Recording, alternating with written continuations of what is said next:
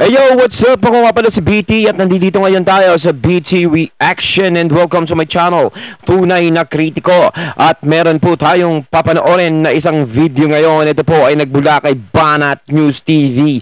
Sa mga hindi pa po nakakabisita kay Banat News TV, bisita na po kayo mga katunay. At kung hindi pa kayo nakakapag-subscribe, subscribe na po kayo mga katunay kay Banat News TV. At syempre, huwag nyo rin pong kalimutan na mag-subscribe dito sa channel ko sa Tunay na Kritiko kung gusto nyong makadinig at makapanood ng mga reaksyon na ginagawa ko. Hehehe. Ayun, so huwag na natin pagtagalin at sabay-sabay na nating panoorin ang videong dala-dala sa atin ni Banat News TV. Banat News TV, pasok! Malugod na tinanggap ng mga senadora ang executive order ni Pangulong Ferdinand Bongbong Marcos na nagpapalawig ng mga pinababang taripa sa fresh, chilled at frozen pork, gayon din sa mais, bigas at carbon. Ngunit ang mas epektibo at pangmatagaling hakbang anya upang mabawasan ang mga presyo ng pagkain ay palakasin ang produktibidad at pag-usig sa mga smuggler. Sinabi ni Senate Majority Leader Joel Villanueva na ang Executive Order 171 ay makakatulong ito sa pagpapatatag ng mga presyo sa panahon ng Kapaskuhan, lalo na matapos tumamang inflation sa 8% noong nakaraang buwan. Dagdag pa ni Villanueva na kailangang ripasuin ang Republic Act 8435 o ang Agriculture and Fisheries Modernization Act of 1997 upang ito ay ma-update batay sa kasalukuyang socio-economic realities at maging future-proof. Binanggit naman ni Senator Grace po ang pagsisikap ng Administrasyong Marcos na bawasan ang mga gastos sa mga pangunahing bilihin para yan sa mga mamimili. Ngunit kailangang suriin ng tapat ang Executive Order 171 na inilabas noong Mayo at tingnan kung nakamit nito ang mga layunin nito mapababa pa ang mga presyo. Sa iba pang balita, nakatakdang resolbahin ng Department of Justice o DOJ ang motion for inhibition na inihain ni Suspended Bureau of Corrections Chief Gerald Bantag laban yan sa Department of Justice Panel of Prosecutors. Sinabi ni Assistant State Prosecutor Charlie Guhit na bahagi ng Panel of Prosecutors na hiniling ng kampo ni Bantag sa Department of Justice noong Disyembre 13 na payagan ng Prisons Chief na maghain ng tugon sa mga komento ng mga nagrereklamo sa kanyang motion for inhibition.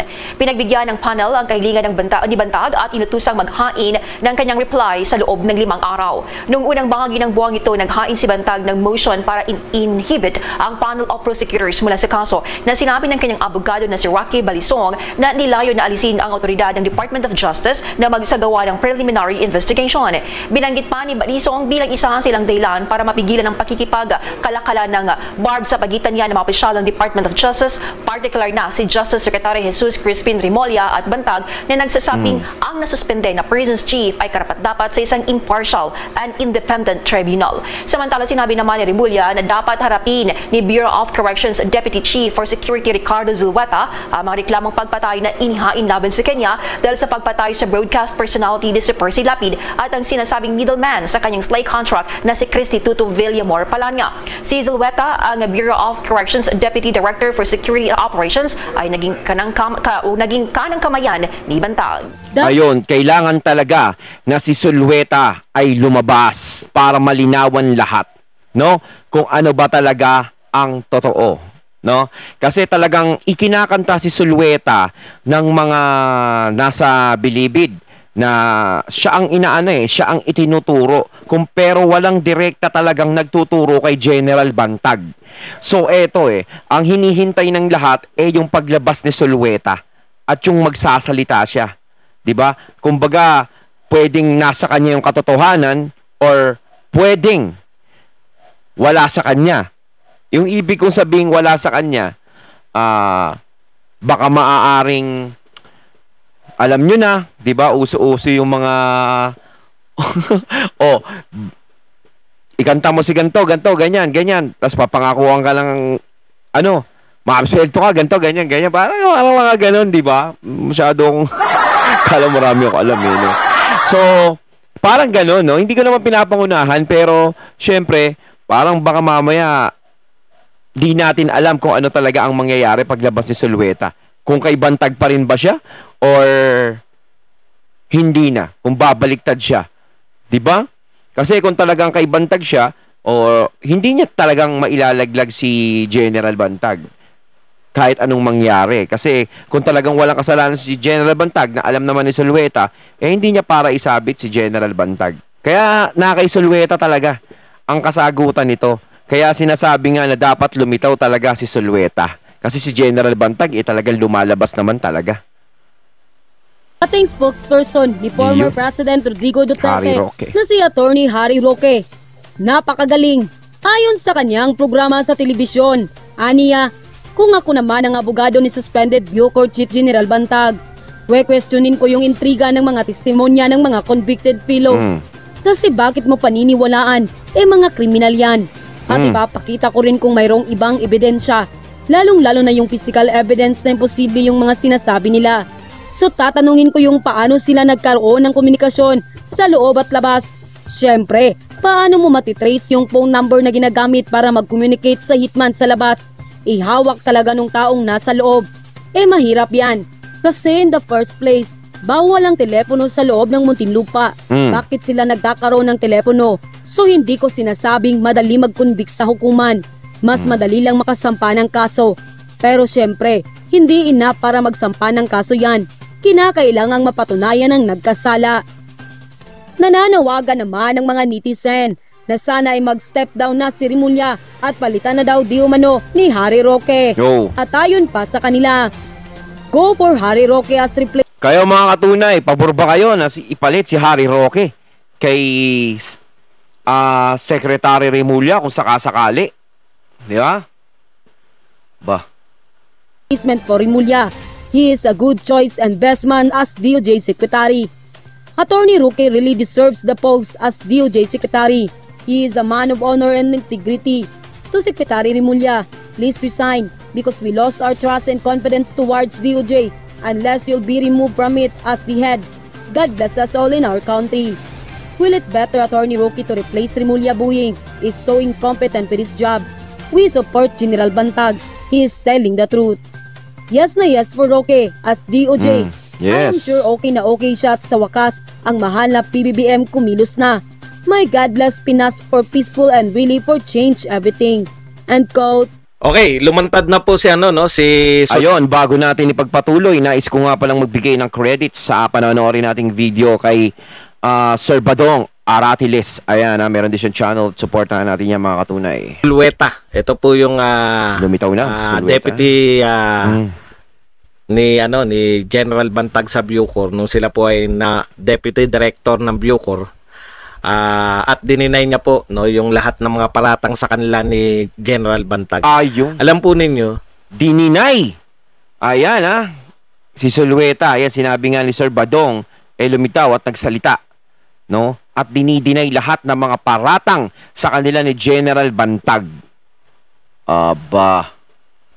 Sa totoo lang po, ang original sunod-sunod na po yung medyo natatabunan na po yung kaso na Percy Lapid. Dito po sa sunod-sunod na ibinibintang sunod-sunod po na gustong ikaso dito kay General Bantag. Yes. Parang nakakalimutan na po yung original case, no? Ang kaya ngang tanong ko, ito po ba'y nakakatulong yung paramihan? Ito po ba'y usapin ng paramihan? Itong gusto sabi ko nga, siyempre ipaubaya natin sa korte, no? Narinig na natin lahat. Kaya lang meron pong mga pangyayari na hindi po pwedeng hindi tayo magbigay ng reaksyon. Katulad po nito, napuna ko na sunod-sunod na no? Hindi pa po tayo nakakahinga doon sa mga gustong matapos po yung truck na Red Horse. Tapos po yung mga hayop sa bilibid, yung malaking hukay. Pagkatapos po yung mga binibintang na mula rin po sa tagapagsalita ng mga mabasa na pwedeng sampahan ng kaso na plunder, no? Si Bantag dahil sa kung hindi na natin maintindihan mga kontratang pinasok ni Bantag. Ang masakit pa nito, may mga narinig pa tayo na okay na raw na hindi na kay Percy Lapid maparusahan si Bantag. Kahit na lang dun, no? Pareho na lang.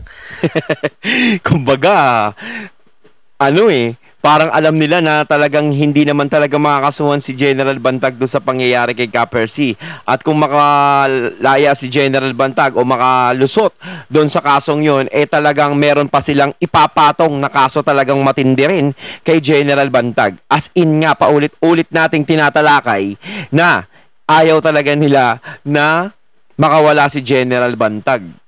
Abay. Tapos ngayon, hindi pa po tayo nakakahinga ron.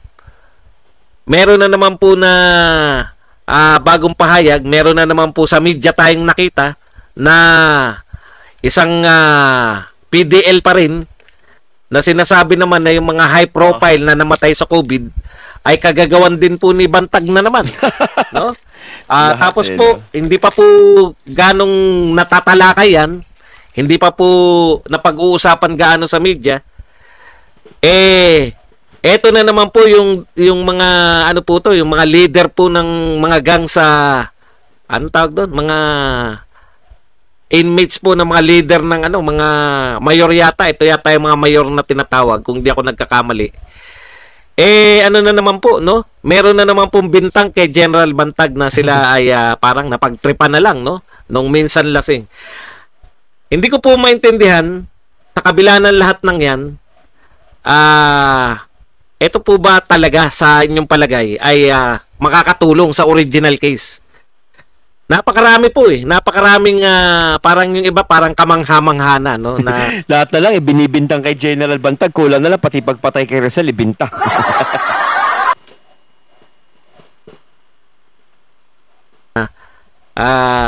Gusto lang talagang masiraan na rin si Bantag. Ang problema pa rito, malaya po yung si General Katapang na lahat po to ay nilalantad sa media, no? Tapos po nung lumantad si Zulueta for the first time, napakahabang panahon, akala nga natin is either wala na sa bansa o natigok na. At nagpaliwanag po ang kanyang abogado sa media.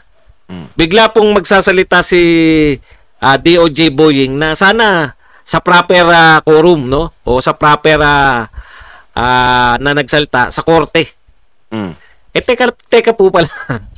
Saan po ba namin nalalaman yung mga panibagong bintang kay General Bantag? Hindi naman po sa korte. Hindi naman po yan na mga court reporter yung nagre-report.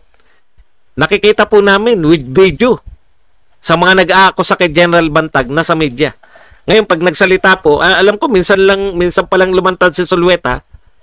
Siyempre, gusto rin malaman ng tao, no? Ano ba talaga yung totoo sa panig naman ni Zulueta? Kailangan talagang malaman. Bakit po may caution kagad na dapat sa korte niya sinasabi yun at hindi sa media? Bakit po malaya yung mag-akusa? Yun lang naman napupuna ko, no? Bakit malaya yung nag-aakusa ng kung ano-ano kay General Bantag? Pero yung mga nagsasabi naman sa media rin, sa media to pareho, no? Yung mga nag-aakusa kay General Bantag ay malaya po na nakakapag-media na walang pumipigil. Tapos po, pinagsasabihan po natin, pag yung kabilang panig na minsan lang po namin nakikita sa media,